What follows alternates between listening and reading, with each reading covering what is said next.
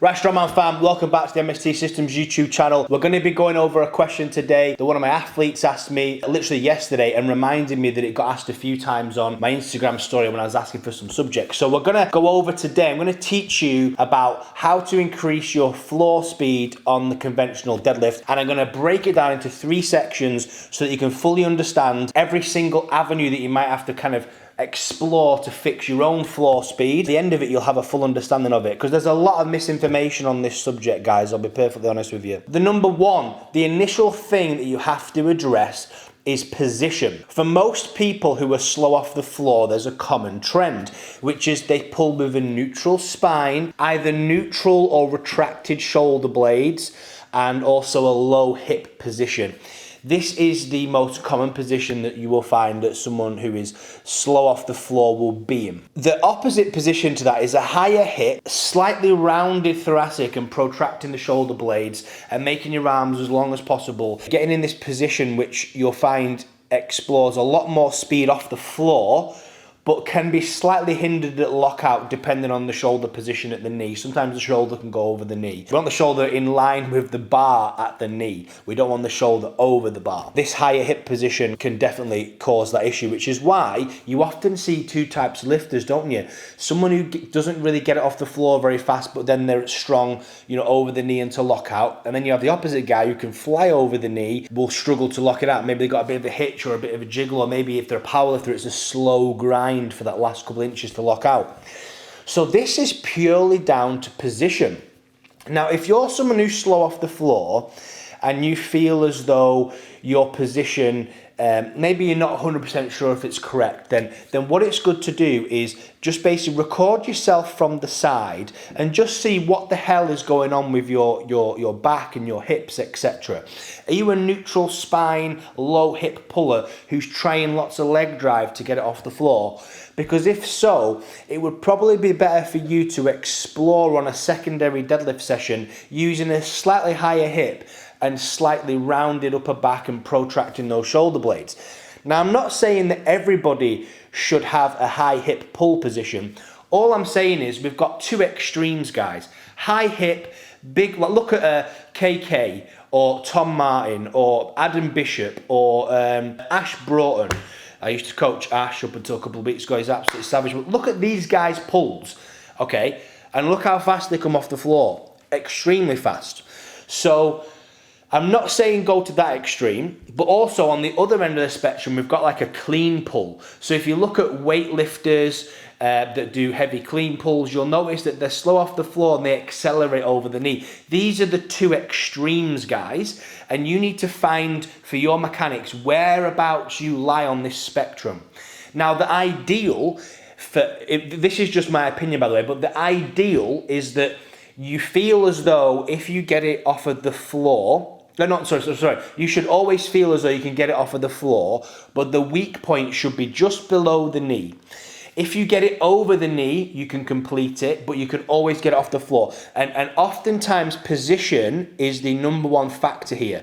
If you are too neutral spine, shoulders too neutral, etc., with a low hip, for your mechanics, you struggle off the floor.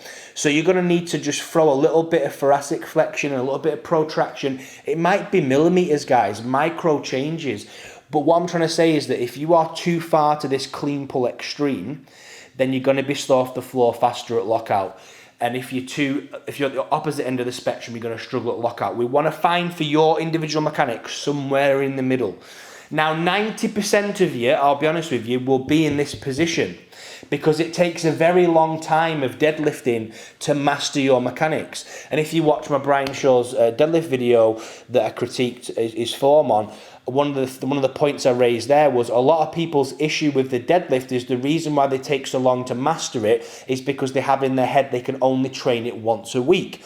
If you're in this position and you think your positions aren't mastered, then add in 4 extra deadlift sessions. Every single day you train, do some deadlifts. Make it 60 kilo, 70 kilo. It doesn't have to be heavy. Maybe one day you go up to 120. You're keeping it light and easy, less than 50%, and you just drill in position, 10 sets of 5 with 60 seconds rest. It'll take you 10 minutes and you'll be able to practice and accumulate volume around this position and find somewhere that you can fix that floor speed issue. Second point that we need to look at is you can only go to number 2 and 3, by the way, guys, once you've mastered your position.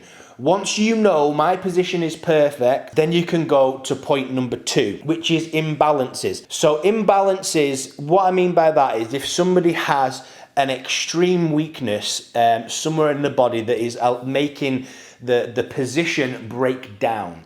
For example, if you have a really weak upper back isometrically, you might find that you've found this perfect position, this perfect flex spine position, but as you try and get to your max top weights, maybe it breaks and you go further into flexion. This is a strange scenario actually, because usually you should actually be faster off the floor if your spine flexes more, because you're allowing your hip to rise and you'll be a bit stronger off the floor because you're going more to that extreme that I was on about before.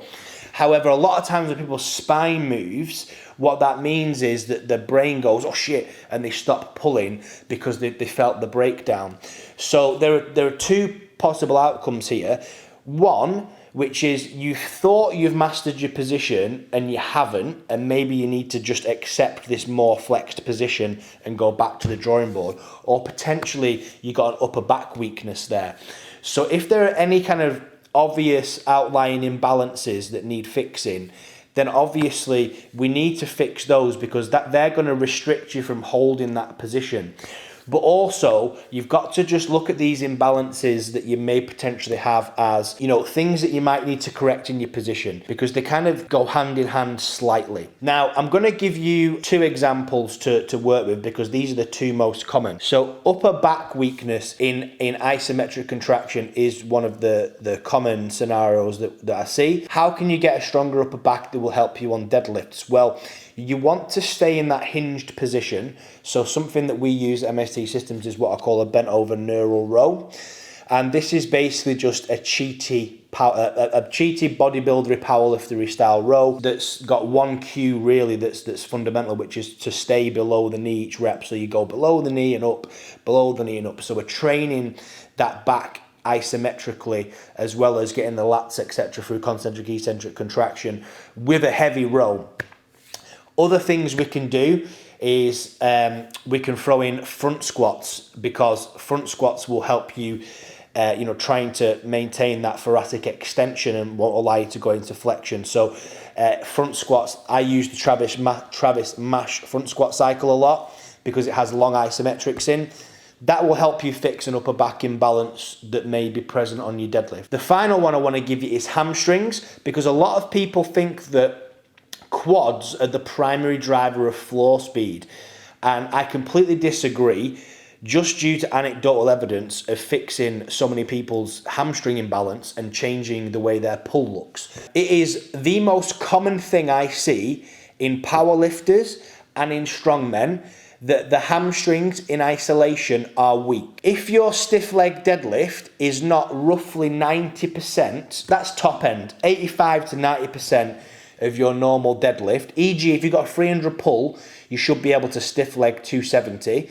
If that ratio is not around there, then your hamstrings are weak in isolation. Yet if you want to fix that imbalance, I would advise a block of stiff leg deadlifts, prone hamstring curls, maybe some snatch grip RDLs, and really go to work on them. The only thing I believe that can really change someone's pull, as in from one phase they're slow off the floor to the next phase they're fast off the floor, there's only a couple of things you can really do to make them changes. One is position, and 2 is fix an imbalance, because these things can make a drastic difference to your pull like that if you get them sorted. But you can't imagine a common fix people would say is, oh, you slow off the floor, do deficit deadlifts.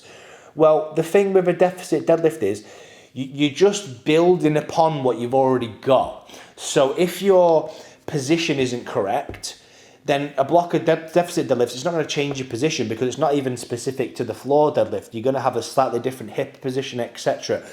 Yes, you're going to build some strength potential for the posterior chain, but if it's not altering the position that's the issue, you're trying to get stronger on an inefficient position. You're never going to get to your top ceiling. You're never going to reach your strength potential that way, because You just not got the mechanics to extract it. And an imbalance is a much more efficient way of setting up a training block, because you know there's a specific weakness there. You know there's an issue. You know that there's something there that you can correct, which will then carry over to your normal pull. So position and imbalances are the two quickest ways to fix floor speed for most people. Now, point number 3. This is more complex. This is a lot more complex, point 3. So let's say you're a more advanced athlete. You are convinced your position is correct. You've been training 10 years. You know you don't have any imbalances. You've done cycles of everything. All your other lifts are, always going up. Your deadlift's always going up.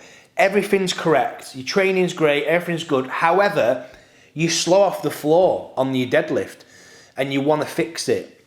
What should you do to get a better floor speed? Well, I've said this phrase a million times, but we got to expand that lens. Stop looking at just your deadlift. Stop looking at just your deadlift. Let's look at you as a human. Let's look at your physiology and neurology. What are you like outside of deadlifts? What type of athlete are you? Okay? How fast can you run 100 meters? Is it 11 seconds, 13 seconds, 15, 18, 25 seconds? How explosive are you? How high can you box jump? How fluid are you? Can you power clean? Can you power snatch? Can you jump? What type of human are you? Like, how are you actually, utilizing your strength training adaptations? Like, are you someone who's just staying away from speed strength? Are you on medleys and transitions? Are you just like a jogger? I'm sure you can imagine the type of athlete that I'm talking about here, guys. There are different types of athlete around. There are slow athletes and explosive athletes, and it's often times down to the general way they live and train. For example, if someone's warming up on squats at 60 kilo and they've got a 200 kilo back squat, you can have two types of people.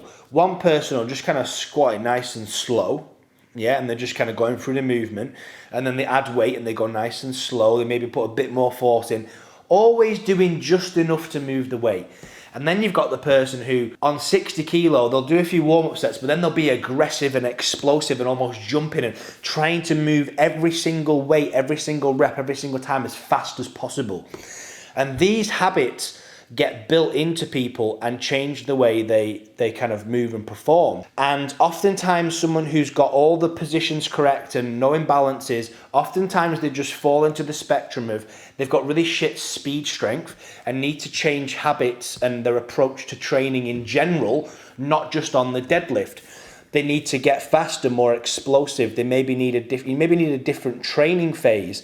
Maybe you need to change the way your neurology works and your intramuscular coordination and the way your body's able to make contractions. So to do that, we need to understand how it works.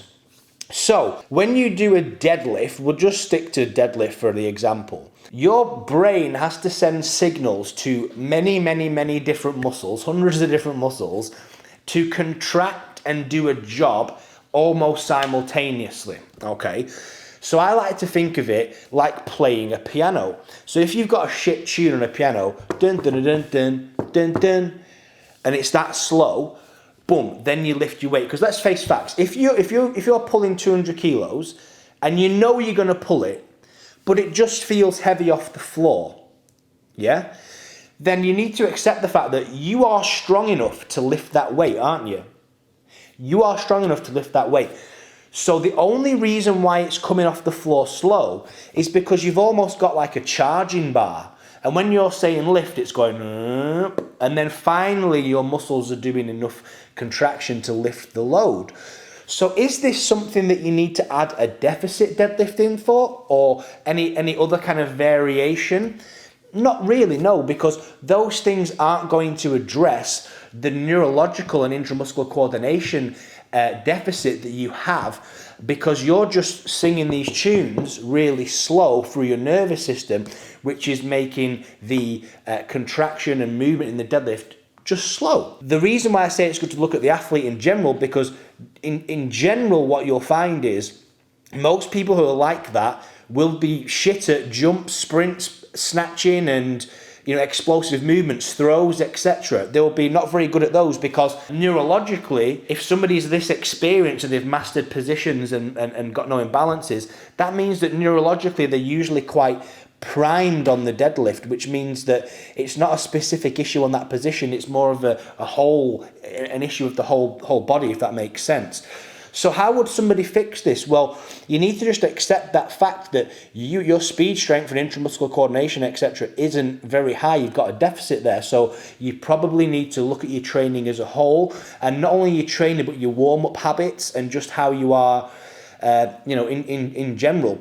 For example, we all know some explosive fucker who can jump really fast, sprint really fast, push press loads because there's loads of leg drive, etc. We all know a person like that. Have you ever seen a person like that slow off the floor on a deadlift?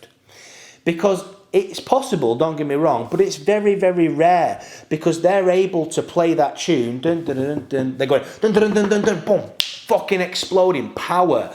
They're able to contract 100%. They ain't got no charging bar like this before they lift. It's like this, boom, power, 100%.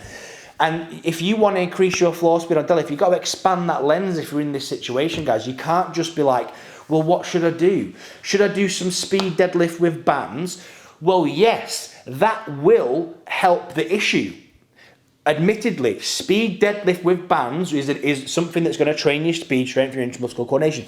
However, if the rest of your training, your squats, your push presses, etc., your warm-ups, the way you just do everything, if everything else is slow, you're just pissing on a fucking house fire. But you're not going to get anything done. So you need to look at your training as a whole, change your approach to warm-ups, move everything fast, start getting explosive. If you're training medleys, run faster. You learn to make maximal contractions all the time, and you will find that over time, this is not a quick fix, but over time, you will improve that neurological connection with contracting at 100%, and you will change the way your pull feels because you will be able to go from 0 to 100 like that instead of waiting a couple of seconds. Final point is, if you happen to be the person that is really explosive, you're really fast, you can jump high, you already know some weightlifting movements and you know your triple extension and you've learnt this and you've managed to change the way you utilize your strength and you can explode into everything. If you're in that boat but slow off the floor, then I would say that what you've got there is you've just got an issue neurologically with the deadlift because you've not had enough practice. Because, for example, everybody can throw a punch hard. And if you're an explosive bastard, you can throw a punch really hard. However, when you actually learn to punch properly, you will be able to punch even harder and it will be even better. Same with a deadlift. Just because you are an explosive bastard and you've got relatively polished form doesn't mean that you've got it mastered, which kind of takes you back to point one. Positional acquisition, volume, etc. Then you will be able to use the skills you've got to basically lift more weight, and your floor speed should increase due to your positional change, and you're explosive, so you've got all the tools there to do it. So now that I've kind of gone through all that, like I say, I haven't given you one specific exercise or one specific outcome that you should be aiming for, because it's a much more complex subject than just saying deficit deadlifts. It really is, and it infuriates me that people put that kind of information out there, because it's so much more detailed and fun than that. It really is. It's so much more interesting. Point 3 is great. If somebody wanted to increase their floor speed on deadlift, they can do that by going through a speed and power phase, which is actually in the MST Systems app on the 20th of June. So if you were to run a phase like this, loads of broad jumps, shuttle runs, sprints, power snatching, behind the neck jerks, it could change the way you pull, even though you weren't actually focusing on that, because we've expanded our lens and altered your physiology and neurology for the better going forward into the future. Hope that helps, hope that makes a little bit more sense and can give you a bit of information to work with going forward if you've got shit floor speed. And make sure to subscribe and follow us on Instagram as well for our Q&As to answer questions that you ask in a bit.